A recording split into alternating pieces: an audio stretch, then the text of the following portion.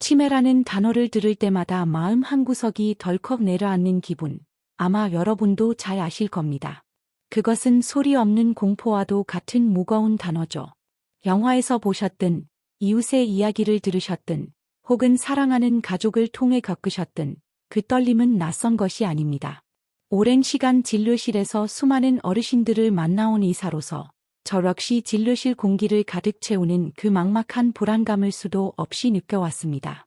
치매가 잔인한 이유는 뼈가 부러지는 것처럼 요란한 소리를 내며 찾아오지도 않고 눈에 보이는 상처처럼 날카로운 통증을 동반하지도 않기 때문입니다. 대신 치매는 소리 없는 도둑처럼 다가옵니다. 기억의 가장자리가 서서히 흐려지고 혀끝에 맴돌던 이름들이 안개 속으로 사라지며 수십 년을 사랑했던 얼굴들이 어느 순간 낯선 타인처럼 느껴지게 됩니다. 이렇게 서서히 현실이 미끄러져 나가는 변화는 당사자는 물론 그 곁을 지키는 가족들에게도 끔찍한 두려움입니다. 이런 변화를 느끼기 시작한 환자분들과 마주 앉을 때면 제가 가장 자주 듣는 질문이 있습니다. 그분들은 혼란스러운 눈빛으로 제게 묻습니다. 선생님, 저는 평생 나쁜 짓 안 하고 열심히 살았는데 도대체 저에게 왜 이런 일이 생기는 걸까요? 이 질문 속에는 깊은 억울함과 두려움이 담겨 있습니다. 시간을 되돌려 이 운명을 피하고 싶다는 간절한 호소이기도 하죠. 저는 그 마음을 누구보다 잘 압니다. 가슴이 미어지는 일입니다. 하지만 여러분께 꼭 드리고 싶은 말씀이 있습니다. 혹시 치매의 씨앗이 우리가 상상치도 못했던 아주 평범한 곳에서 자라난다는 사실을 알고 계셨나요? 치매는 희귀한 유전적 사고나 갑작스러운 불운으로 시작되는 것이 아닙니다. 놀랍게도 그 씨앗은 바로 매일 우리가 마주하는 식탁 위에 심어져 있습니다. 많은 분들이 놓치고 계신 생물학적 사실이 하나 있습니다. 60대 이후의 식습관이 10년, 20년 뒤 여러분 뇌의 건강을 결정짓는 설계도가 된다는 것입니다. 이는 마치 비가 새는 지붕 아래 사는 것과 같습니다. 맑은 날에는 다락방에 물이 한 방울씩 떨어지는 걸 눈치채지 못합니다. 아무 일 없다는 듯 살아가다가 큰 폭우가 쏟아지는 날, 천장이 무너지고 집안이 물바다가 되고 나서야 깨닫게 되죠.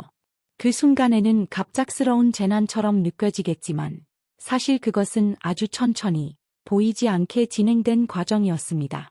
우리 뇌도 똑같습니다. 우리가 매일 먹는 음식에 의해 조용히, 천천히, 눈에 띄지 않게 변해갑니다. 비극적인 건 건망증이나 혼란 같은 증상이 겉으로 드러날 때쯤이면 이미 물에 젖은 천장처럼 뇌의 손상은 상당히 진행된 상태라는 점입니다. 문제, 조용한 누적. 제가 진료실에서 너무나 자주 목격하는 장면을 하나 그려보겠습니다. 아마 여러분께도 꽤 익숙한 풍경일지 모릅니다. 어느 환자분이 아침에 일어나 식사를 합니다. 흰 쌀밥에 짭짤한 국, 혹은 간단하게 식빵 한 조각으로 때웁니다. 점심에는 국수나 샌드위치 같은 밀가루 음식으로 대충 해결하고, 저녁에는 고기 반찬에 반주 한 잔을 곁들여 하루의 피로를 풉니다. 그리고 그 사이사이 출출할 때마다 달달한 빵이나 과자, 편의점 간식들을 무심코 집어 먹습니다. 우리는 알게 모르게 20년, 30년 전에는 없었던 뇌에 엄청난 부담을 주는 음식 조합으로 식탁을 채우고 있습니다. 여기서 진짜 위험한 건 음식 그 자체가 아니라 그 익숙함입니다. 이런 식사가 너무나 친숙하고 편안해서 건강을 해친다고 전혀 느끼지 못하기 때문입니다. 저는 이것을 벌프 조롱한 누적, quiet accumulation, 벌프이라고 부릅니다. 화요일 오후에 소금을 조금 더 먹거나 기름진 음식을 먹거나 설탕을 한 숟가락 더 먹는다고 해서 당장 큰일이 나지는 않습니다. 도넛 하나 먹었다고 머리가 아프진 않으니까. 하지만 그 조금이 며칠이 되고 몇 달이 되고 마침내 수십 년이 쌓이면 그 결과는 치명적입니다. 뇌의 섬세한 혈관과 신경들은 조용히 지쳐갑니다. 마치 방 안에 먼지가 쌓이는 것과 같습니다. 몇 년 동안은 눈치채지 못합니다. 하지만 어느 날 먼지가 너무 두껍게 쌓여 숨조차 쉬기 힘들어지는 순간이 옵니다. 기억력이 떨어지는 건 갑작스러운 공격이 아닙니다. 오랜 시간 누적된 염증과 혈관 스트레스가 수학적인 결과값으로 나타난 것입니다. 희망, 뇌의 기적, 신경 가소성. 하지만 오늘 이 대화에서 단 한 가지만 기억해야 한다면 바로 이 말씀을 드리고 싶습니다. 이야기가 여기서 비극으로 끝날 필요는 없다는 것입니다. 인간의 뇌는 기적에 가까운 마법 같은 능력을 가지고 있습니다. 바로 새로운 길을 내는 능력입니다. 설령 잘못된 습관으로 뇌의 일부가 손상되었다 해도 주변의 뇌세포들이 새로운 연결망을 만들어 정보를 전달하는 우회로를 구축할 수 있습니다. 의학적 용어로는 이를 벌프 신경 가소성, 뉴로플래스티서티, 벌프이라고 합니다. 이 말은 즉, 너무 늦은 것처럼 보이는 순간에도, 머릿속에 안개가 끼기 시작한 순간에도 뇌는 여전히 희망을 품고 있다는 뜻입니다. 뇌는 회복하고 싶어 합니다. 그리고 이 회복의 문을 여는 열쇠는 약국이나 비싼 수술실에 있지 않습니다. 그 열쇠는 바로 여러분의 저녁 식탁 위에 놀아 있습니다. 60대 이후 치매를 부르는 식습관은 특별한 독극물이 아닙니다. 그저 우리가 당연하게 여겼던 익숙한 음식들입니다. 반대로 말하면 이 익숙한 것들을 아주 조금만 현명하게 바꾸는 것만으로도 뇌는 다시 활기를 되찾을 수 있습니다. 인생의 후반부를 선명하고 뚜렷하게 살아가기 위한 해답은 의외로 단순합니다. 자, 그럼 이제 가장 중요한 질문에 답해봅시다. 60세 이후 어떤 음식이 치매를 불러들이고 어떤 음식이 뇌를 지키는 파수꾼이 되어줄까요? 그리고 더 중요한 거, 어떻게 지금 당장 시작할 수 있을까요? 이 영상의 끝부분에서 저는 여러분이 쉽게 따라 할 수 있는 구체적인 하루 식단 루틴을 알려드릴 겁니다. 복잡하지도 않고 돈이 많이 들지도 않습니다. 뇌라는 거대한 도시. 음식이 왜 중요한지 이해하기 쉽게 뇌를 하나의 거대하고 분주한 도시라고 생각해 봅시다. 도시가 제대로 돌아가려면 도로가 뻥 뚫려 있어야 합니다. 구급차가 병원으로 가고 트럭이 물건을 배달하고 사람들이 출근을 해야 하니까. 마찬가지로 우리 뇌도 산소와 영양분을 배달하기 위해 매끄럽고 뻥 뚫린 혈관이라는 도로가 필요합니다. 그런데 우리가 먹는 음식이 이 도로의 상태를 결정합니다. 짠 음식, 기름진 음식, 설탕 범벅인 음식은 고속도로 한복판에 쓰레기를 쏟아붓는 것과 같습니다. 처음에는 차들이 요리조리 피해서 갈 수 있습니다. 차가 좀 막히더라도 흐름은 이어지죠. 하지만 시간이 지나 쓰레기가 산처럼 쌓이면 어떻게 될까요? 신호가 끊기고 교통체증이 생기고 결국 도시는 마비됩니다. 우리 중 많은 분들이 무심코 뇌를 괴롭히는 식습관을 유지해 왔습니다. 국물 요리를 바닥까지 다 마시는 습관, 맵고 짠 반찬, 편하다고 찾는 튀김류, 피로를 푼다며 마시는 달달한 믹스커피 같은 것들 말이죠. 이런 것들은 할당을 치솟게 하고 온몸에 염증을 일으킵니다. 우리는 흔히 건망증이나 집중력 저하를 그저 나이 탓으로 돌리지만 사실 그것은 뇌 속도로가 좁아지고 막혀가고 있다는 신호일 때가 많습니다. 하지만 도시의 비율을 다시 떠올려 보세요.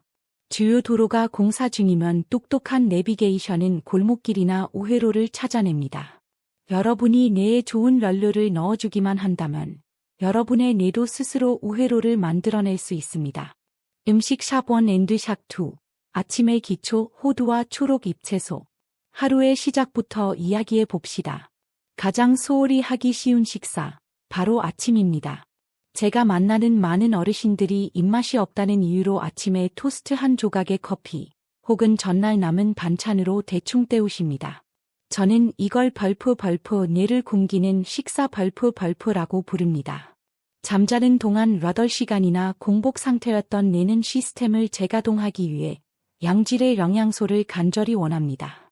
그런데 아침부터 설탕이나 흰 밀가루를 주는 건 최고급 승용차에 물 탄 저질 휘발유를 넣는 것과 같습니다. 시동은 걸릴지 몰라도 차는 금방 망가집니다. 여러분의 뇌 운명을 바꿀 수 있는 작고 바삭한 친구가 하나 있습니다. 바로 호두 벌프입니다. 진료실에서 호두를 들어 보이며 환자분께 묻습니다. 이게 뭐랑 닮은 것 같나요? 그러면 100이면 100 웃으면서 대답하십니다. 작은 뇌처럼 생겼네요. 맞습니다. 자연이 우리에게 힌트를 준 겁니다. 호두 속에 든 지방은 혈관을 막는 나쁜 기름이 아닙니다. 뇌세포를 감싸 보호하고 신호 전달 속도를 높여주는 오메가-3 같은 착한 지방입니다. 매일 생호두 한 줌, 호두 반쪽 기준 약 7개. 만드셔도 기억력과 집중력이 눈에 띄게 좋아질 수 있습니다. 단, 설탕 코팅된 호두 과자는 안 됩니다. 따뜻한 죽 위에 부수어 올리거나 플레인 요거트에 과일과 함께 넣어 드세요. 소화도 잘 되고 뇌에는 더할 나위 없이 좋습니다. 하지만 호두에게도 짝꿍이 필요합니다. 밤새 몸속에 쌓인 노폐물을 청소해줄 청소부가 있어야 하죠. 그 짝꿍이 바로 벌프 초록 잎채소 벌프입니다. 시금치, 케일, 상추 같은 것들이죠. 여러분의 밥상을 한번 떠올려 보세요. 흰색, 밥, 빨간색, 김치나 찌개, 갈색, 고기나 조림 뿐인가요? 초록색이 없다면 여러분의 뇌는 청소되지 않은 방에서 일하고 있는 셈입니다. 하루에 딱 한 접시만이라도 초록 채소를 드셔야 합니다. 여기서 많은 분들이 놀라시는 팁을 하나 드립니다. 채소를 그냥 물에 데쳐서만 드시지 마세요. 반드시 좋은 기름을 곁들이셔야 합니다. 시금치나 케일에 들어있는 비타민, K, E 등은 기름에 녹는 지용성입니다. 기름이 없으면 영양소가 몸에 흡수되지 않고 그대로 배출될 수 있습니다.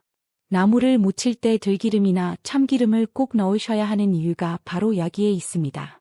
1화, 김 선생님의 번화. 제 환자 중에 72세 김 선생님 이야기를 해드리고 싶습니다. 김 선생님의 아침은 늘 잼 바른 토스트와 달달한 커피였고, 저녁은 짭짤한 찌개였습니다. 병원을 찾으셨을 땐 약속을 잊거나 열쇠를 잃어버리는 일이 잦아지고, 했던 말을 반복하는 초기 증상을 보이고 계셨죠. 우리는 약속을 하나 했습니다. 아침 식사만 바꿔보자고. 약물 치료 없이 음식만으로. 토스트 대신 으깬 호두를 넣은 따뜻한 죽을 드시고 들기름으로 무친 시금치 반찬을 곁들였습니다. 6개월 뒤 변화는 놀라웠습니다. 혼란스러워하는 모습이 줄어들었고 뚝뚝 끊기던 말문이 다시 자연스럽게 트였습니다. 기억력 검사 점수도 올랐고 그분이 제게 하신 말씀을 저는 평생 잊지 못할 겁니다. 선생님, 이 작은 밥그릇들이 제 인생을 바꿀 줄은 몰랐습니다. 머릿속 안개가 걷힌 기분이에요. 음식 삽3. 기름에 대한 오해. 이쯤에서 많은 어르신들이 가진 큰 오해 하나를 풀어야겠습니다. 진료실에서 자주 듣는 말입니다. 선생님, 저는 기름 안 먹어. 기름은 콜레스테롤에 안 좋잖아요. 그 두려움, 충분히 이해합니다. 하지만 이건 위험한 생각일 수 있습니다. 문제는 기름 자체가 아니라 나쁜 기름입니다. 튀김용 기름, 가공식품의 트랜스 지방은 혈관을 낡은 수도관처럼 딱딱하게 만듭니다. 하지만 좋은 기름, 들기름, 엑스트라 버진 올리브유 같은 뇌의 윤활유입니다. 뇌세포막을 부드럽고 유란하게 만들어주죠. 오래되어 바짝 마른 나무를 생각해보세요. 구부리려 하면 뚝 부러집니다. 하지만 기름칠이 잘 된 나무는 탄력 있고 튼튼합니다. 우리 뇌세포도 똑같습니다. 나물에 들기름 한 숟가락, 샐러드에 올리브유 한 스푼을 더하는 건 단순한 맛내기가 아닙니다. 그것은 약입니다. 채소의 좋은 성분이 뇌세포까지 무사히 도착하도록 돕는 역할을 하니까요. 음식 사포, 보랏빛 갑옷, 베리류. 다음은 색깔 이야기를 해보죠. 바로 보라색입니다. 베리류, 블루베리, 복분자, 오디, 딸기 같은 과일들입니다. 저는 이것들을 기억력을 지키는 벌프 보랏빛 갑옷 벌프이라고 부릅니다. 블루베리를 그토록 진한 보라색으로 만드는 색소인 안토시아닌은 강력한 항산화제입니다. 이 성분은 뇌를 녹슬게 하고 늙게 만드는 독성 물질인 활성산소를 청소해주는 방패 역할을 합니다. 중요한 건 꾸준함입니다. 일주일에 한 번 왕창 드시는 게 아니라 매일 한 줌씩 드셔야 합니다. 요거트나 오트밀에 섞어 드세요. 당뇨가 있으신 분들을 위한 주의사항도 있습니다. 과일을 갈아서 주스로 드시지 마세요. 즙을 내면 섬유질이 파괴되어 혈당이 급격히 오릅니다. 반드시 과일 그대로 씹어서 드셔야 합니다.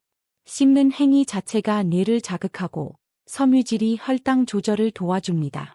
음식 샵5. 노란색 기적 강황. 마지막으로 카레의 주원료인 벌프 강황 벌프에 대해 이야기해 봅시다. 많은 분들이 강황을 그저 향신료 정도로 생각하시지만 그 안에 노란 색소인 벌프 커큐민 벌프은 기적과도 같은 성분입니다.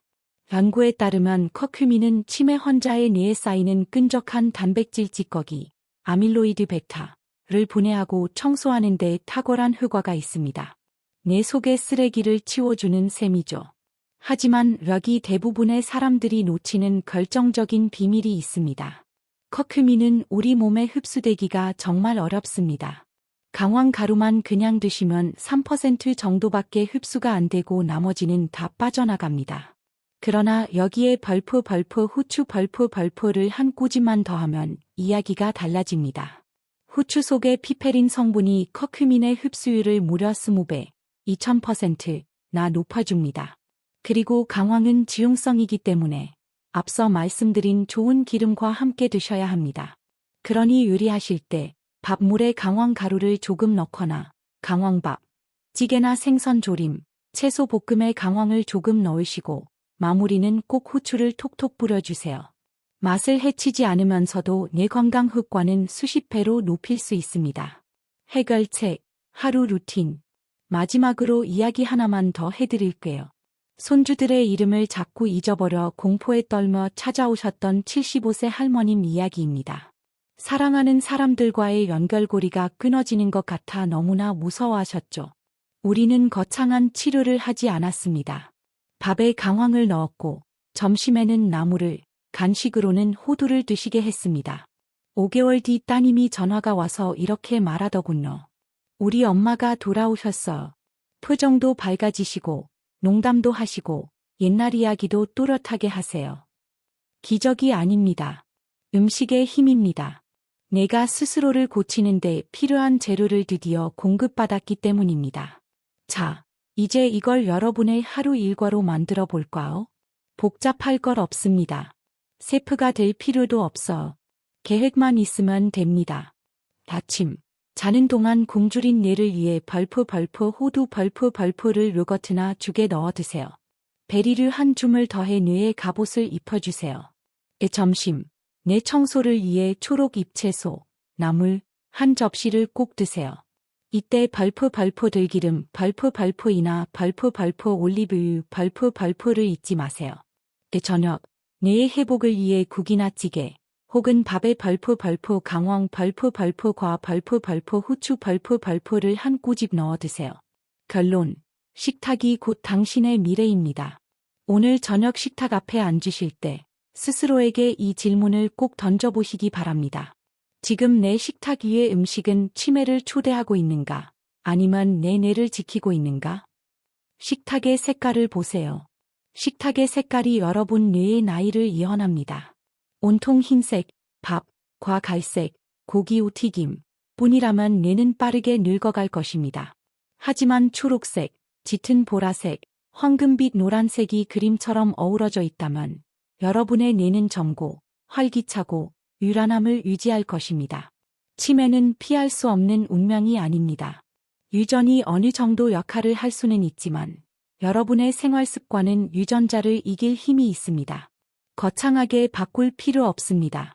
하루아침에 모든 걸 뒤집을 필요도 없습니다. 강황 한 스푼, 호두 한 줌, 들기름 한 방울. 이 작은 선택들이 하루하루 쌓여 선명하고 건강한 미래를 만듭니다. 부디 오늘 당장 이 음식들 중 딱 하나만이라도 시작해 보세요. 여러분의 뇌는 생각보다 훨씬 강합니다. 회복할 준비가 되어 있고 도로를 다시 닦을 수 있는 올바른 런료가 들어오기만을 기다리고 있습니다. 그 변화, 오늘부터 바로 시작해 보시죠.